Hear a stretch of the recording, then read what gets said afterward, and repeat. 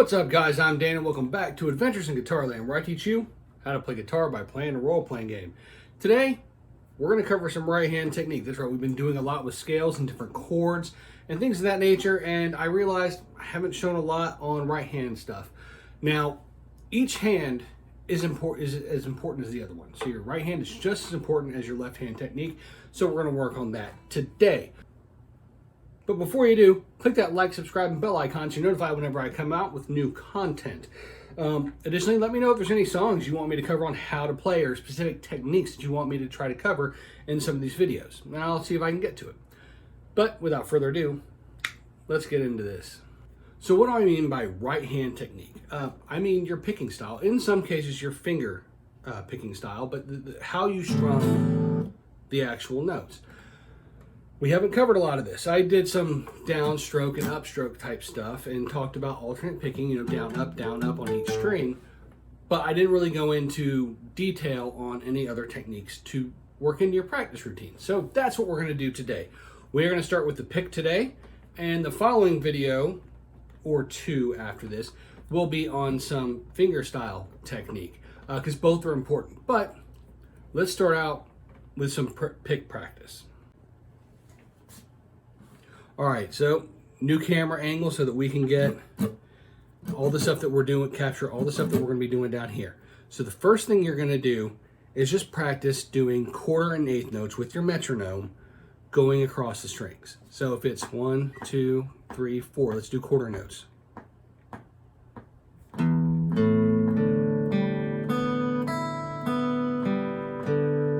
Do these all downstrokes. This will get you a feel for where every string is. If you can do this without looking at it, do that. The next thing you do is do eighth notes. When you're doing eighth notes, do 2 hits on each string, okay?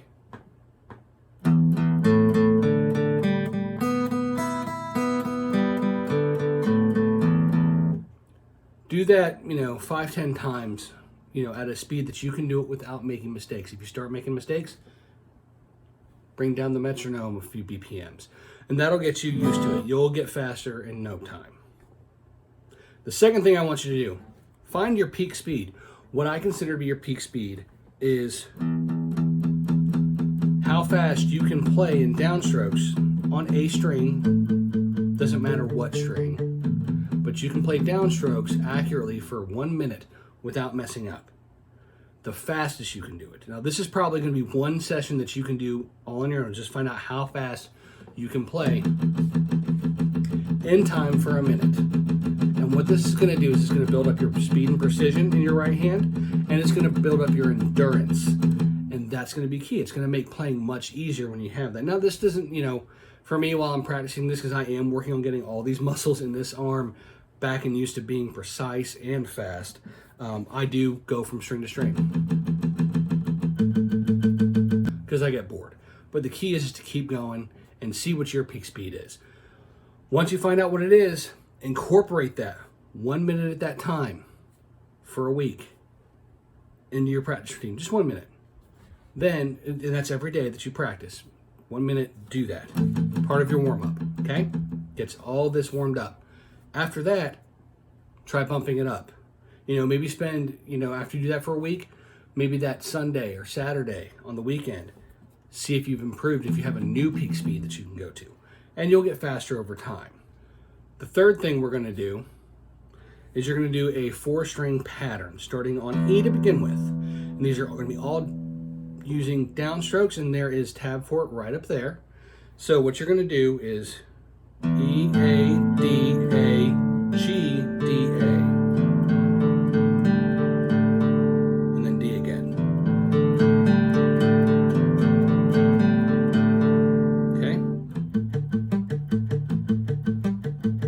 For those who want to palm mute. So that's what you do there. Then move it to the A string. Then move it to the D string.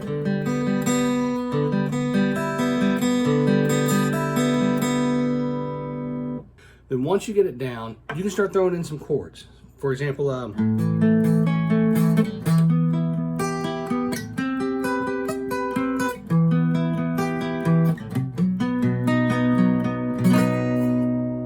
you can have fun with it.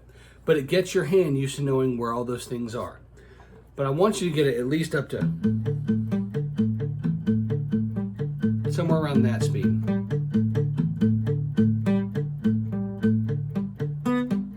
All right? Why is this important? Well, it gets your hand used to knowing where these particular strings are. It also gets you used to skipping strings. That's important, as well as going back up your strings with a downstroke.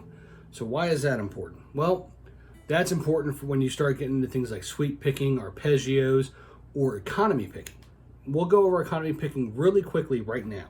So this same thing, if I was to play that economy picking for my style, it would probably be,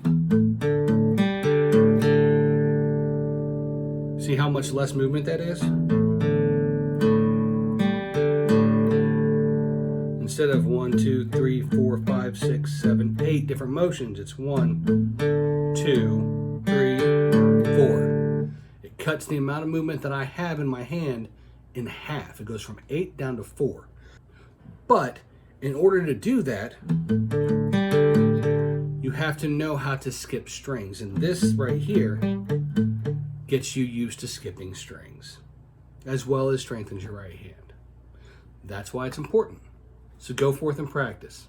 So there you go, guys. That's it for today. Go practice that. That will really build up your precision, your strength, and your endurance with your right hand and the technique for guitar. It will really help. That is a wonderful exercise that's going to help once you incorporate it in your routine. Remember to go ahead and click that like, subscribe, and bell icon. Leave a comment. And until next time, enjoy your adventure, and I'll see you in Guitarland.